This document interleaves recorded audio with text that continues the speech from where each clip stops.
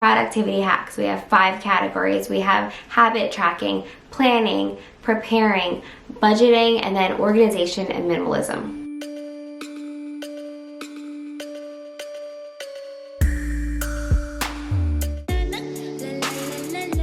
Hey everyone, welcome back to my channel and welcome back to Sundays at Tiffany's. If you're new here, my name is Tiffani Beaston from Beauty and the Beastons, and every Sunday I put up a motivating video to get you ready for the week ahead.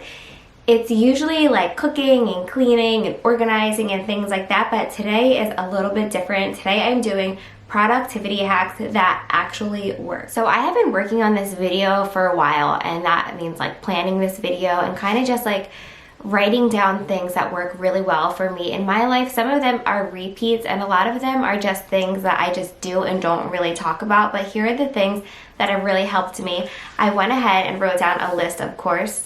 Before we get started, I want to let you know this video is not titled How to Be a Perfect Mother, How to Be a Perfect Wife, How to Be a Perfect Person. This is productivity hacks to make your life easier. You do not have to be perfect. You do not have to have all your ducks in a row. Half of us are just surviving. These are just ways to survive a little bit better. I just had to throw that in there because some of these videos just make other people feel like crap, but this video is not going to do that for you. This video is showing you how I'm surviving on my daily struggle bus. That is life. My first productivity hack is to track your habits. So for me, that meant, what is it going to take for me to get ready in the morning? How long is it going to take to get my kids ready for school?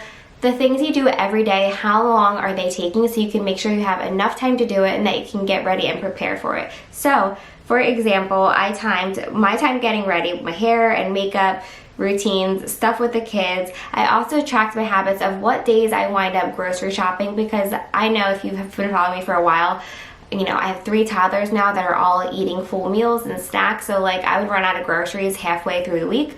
So I kind of like tracked when we're running out, when we need things, and even tracking the things you get every single week and when you run out of them is very helpful as well, because you can go to like a wholesale place and get things that way and just save a lot of money. So tracking that is really helpful as well. Another thing is, what do you waste time on? Yep, this thing. It's a blessing and it's a curse, having a cell phone. So what I did to make sure I wasn't spending so much time on there, because besides wasting time, not being productive, it wasn't mentally healthy for me. I found myself like comparing myself to people. Just basically I was realizing what my face is like when I'm scrolling through social media, what my heart feels like when I'm scrolling through social media, and what my mind feels like. So my mind feels like mush and stressed out and like I'm not doing enough and things like that. My heart just feels like, oh, is that passive aggressive post about me? I know that's not about me. When half the time it's not, but still, you can't tell me you haven't been on social media and seen like some quote and you're like, I wonder who they're talking about. Just stuff like that. Get off of your phone. Get off of your phone and into your life. I will say I really enjoy some new accounts that I've followed that just like show like different ways to organize, different planner, things like that. Like follow accounts that inspire you, not accounts that make you feel not good enough. Another thing that I do with my phone is that I set my social media time to 2 hours for the entire day. So that may seem like a lot to you, but if you go on your phone and look at your screen time, I bet you've been on there for more than 2 hours, and that's everything. Instagram, Facebook, Twitter, all of that stuff. Track how long you're doing that and set yourself a time limit, and when my limit says, nope, you're done, I'm done. And social media is my job. Like that's what I do for a living, you know, put videos on YouTube and put pictures on Instagram and things like that, but I still will set a time that I can only be on that for 2 hours.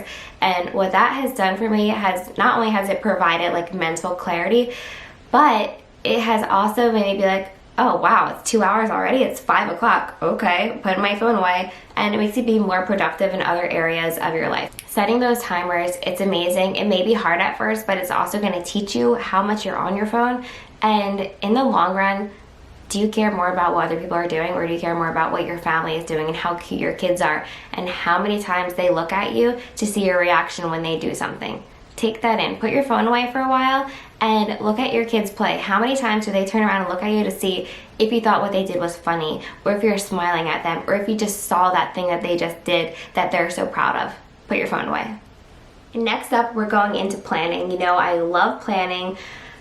In the past, I've planned so much or didn't plan enough and I just gave up. So something, you may think that you're a lazy person, you may think that you're an unmotivated person, but what's probably really happening is that you're a perfectionist who's getting overwhelmed, so you just give up.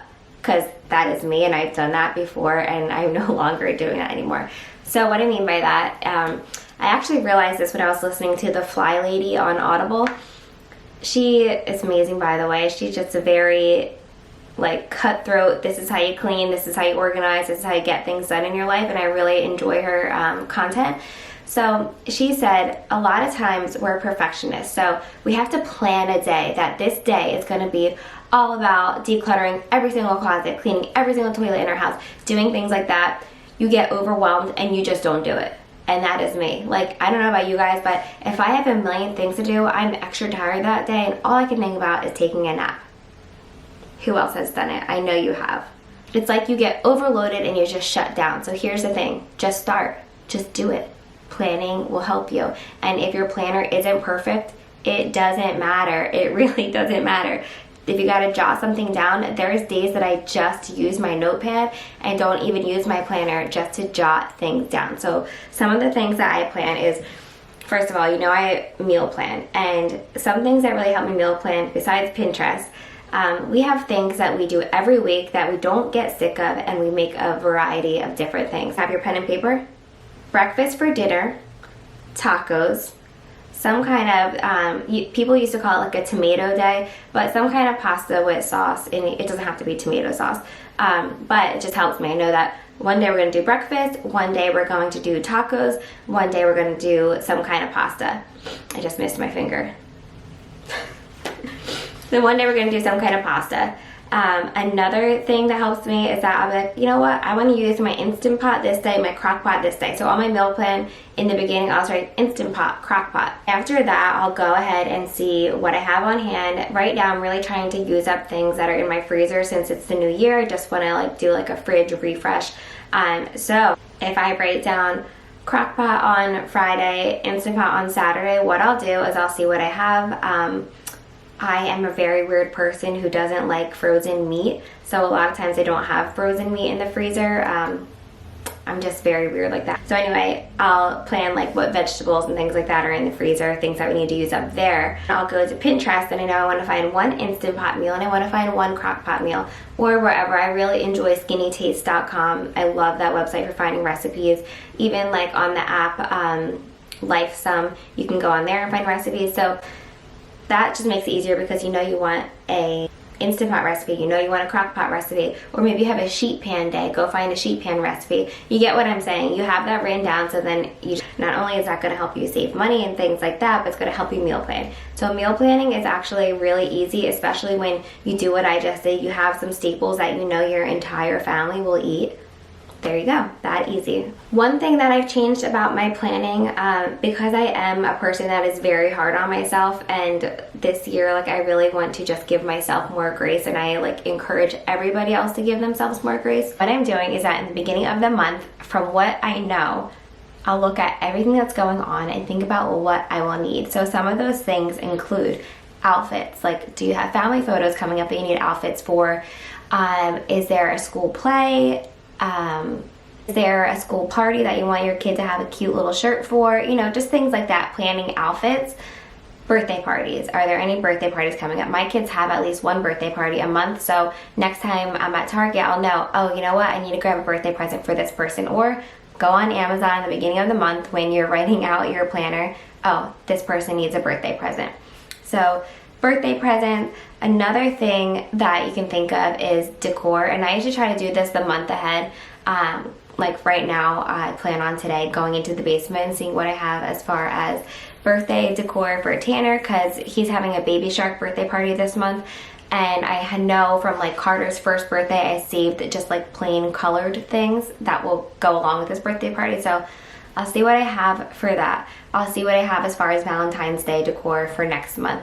You get what I'm saying? Like, just check out what you have and what you need for that month so that you're not running around like a crazy person and you just feel prepared. It feels really good to somewhat have your S together. Mine is like a little bit together, but it feels good. Outfits, parties, school stuff, decor.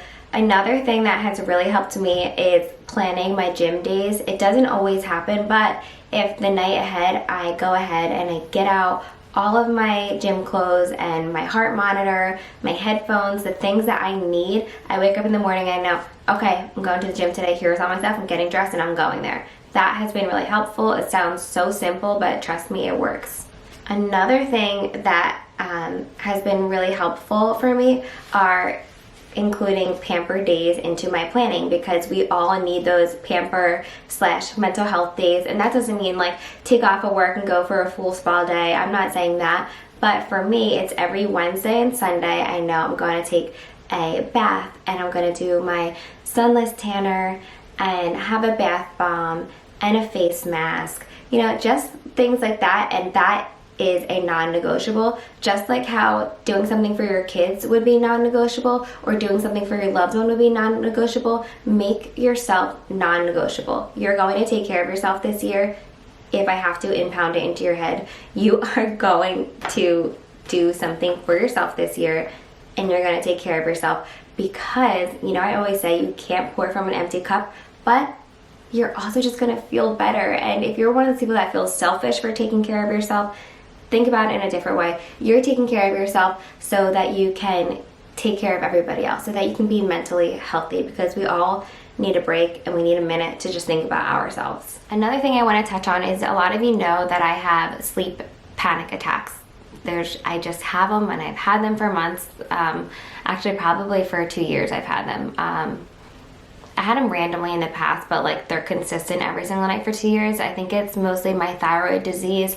However, I will say, when I talked to a therapist, they told me that you have a bedtime routine for your kids. You have a morning routine for your kids. You need to have a bedtime routine for you. And that was insanely helpful, because although it's like common sense, now I have non-negotiables for me. For example, besides the screen time and stuff, like put your phone away at a certain time every night. Start your routine. So for me, a lot of times to add to my productivity, I shower and blow dry my hair at night, just so that in the morning it's not as crazy and doesn't fall completely on Chris to do everything for the kids in the morning. So I try to shower at night just so that I can be like awake and mom right away in the morning, because that's just how it goes sometimes. For a while I was waking up at 5:30 to have like a minute to myself and some coffee. I want to get back into that, but currently my kids are waking up at 5:30 anyway, so we'll get back to that. I'm working on it.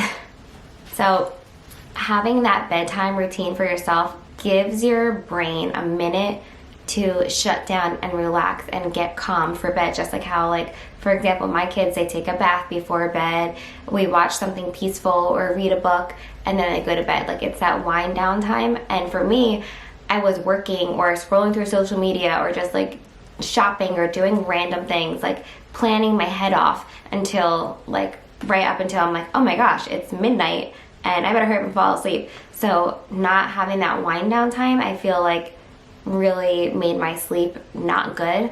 And when you're tired, you can't be that productive.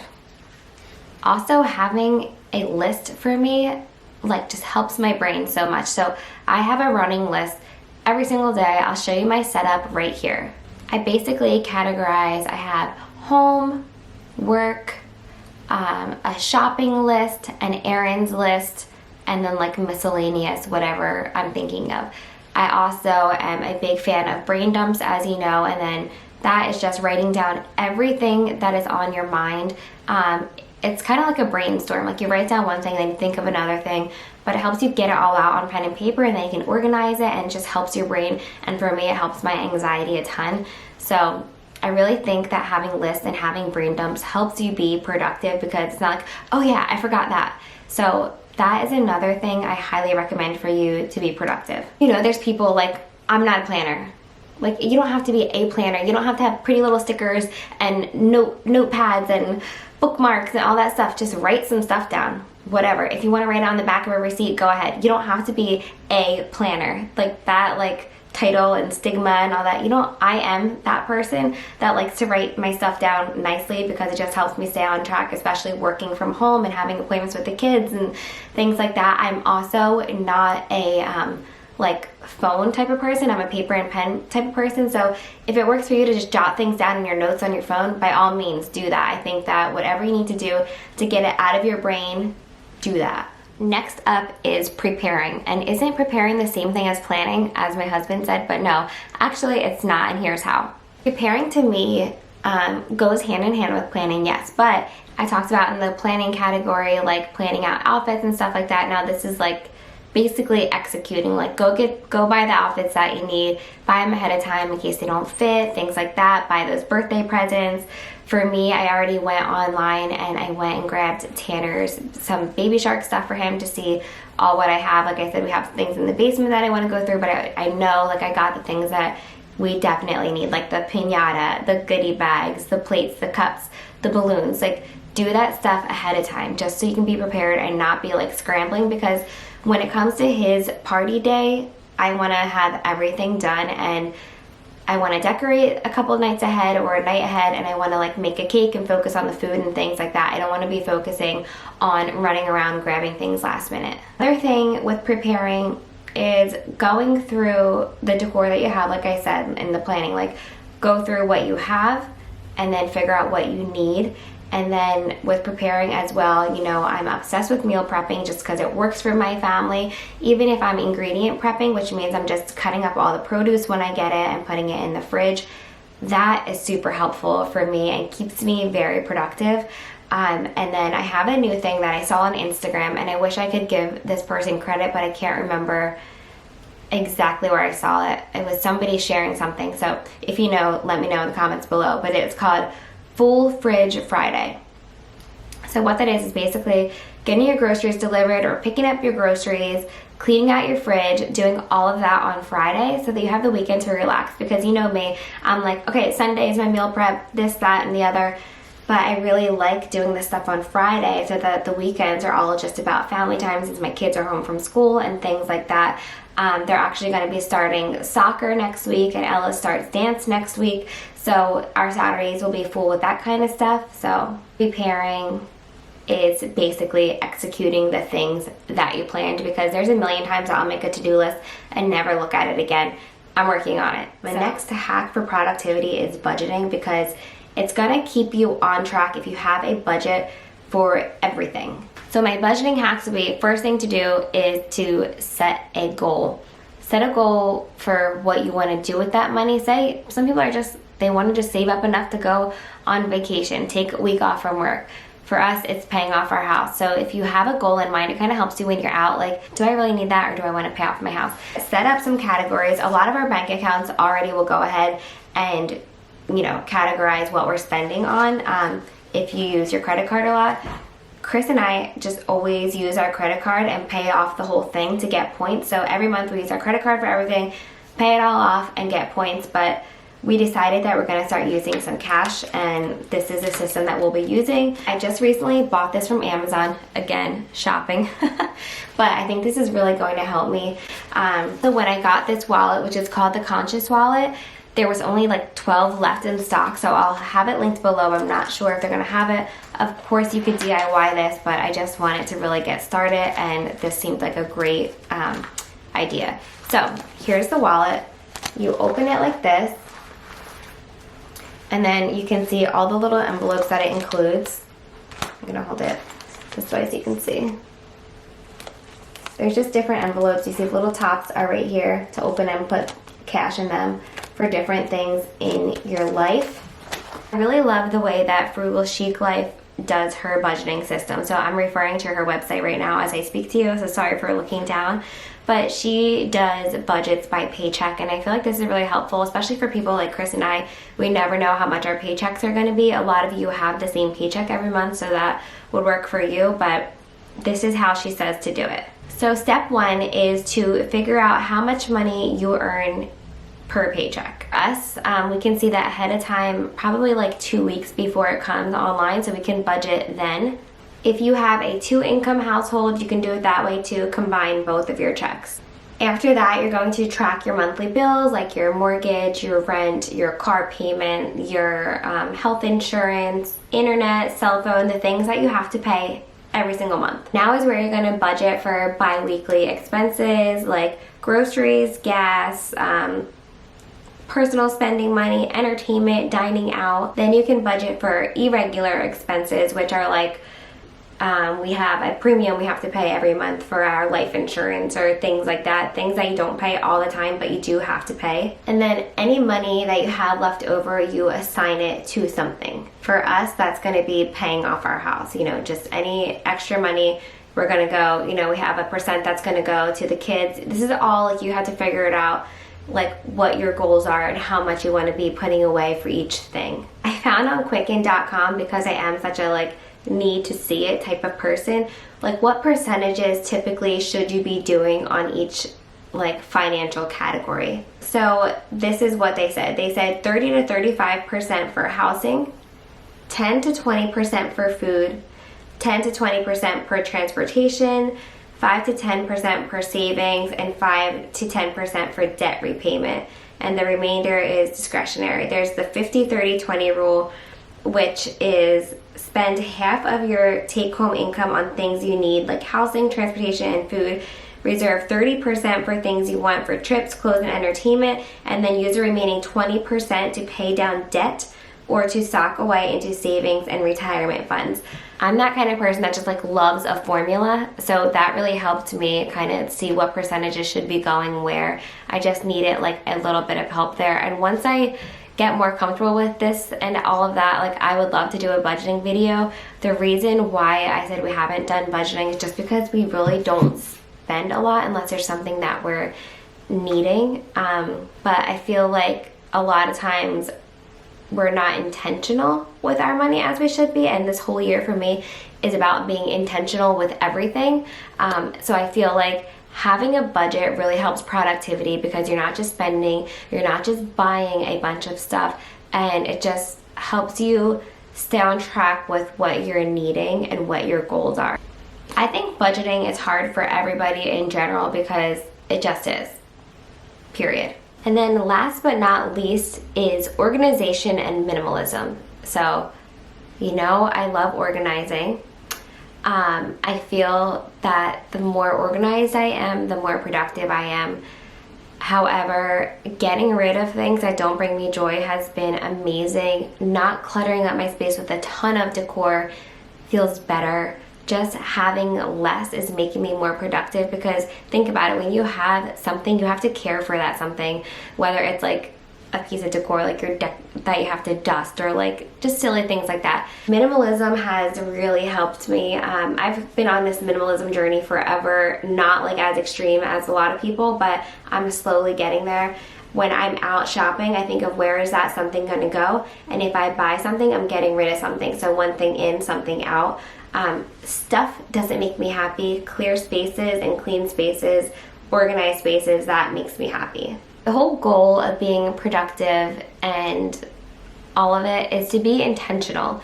The reason I want to be so productive is because if I'm being productive, I'm being intentional. I'm having intentional time for different tasks. And what that does for me is give me more time with my family, because at the end of the day, I don't feel guilty if I didn't finish the laundry or finish the dishes or make the perfect dinner. I feel guilty if I didn't spend time with my children. So all of this isn't to make me a perfect mom. It isn't to make me the most organized person or the best person. It's just to give me more time with my kids, because literally that's all I want. So I hope that you all enjoyed this video. Don't forget to give this video a thumbs up and subscribe. And I would love if you could put in the comments below, what are some of your productivity hacks? Like, what helps you be productive or plan or prepare? I would love to know, because I love learning from you guys, and I also love when my comment section under my video becomes like a forum where we could all help each other out, because this channel is about being together. It's about feeling like you have somebody and having somebody, because there is a huge online community of women that can be so helpful for each other. When you come to my channel, I just want you to feel like you're coming home. I want you to feel like you're getting that soul food that you need and that encouragement that we also all really need, that you guys give me all the time. So anyway, again, I hope you enjoyed this video. Don't forget to subscribe and give this video a thumbs up.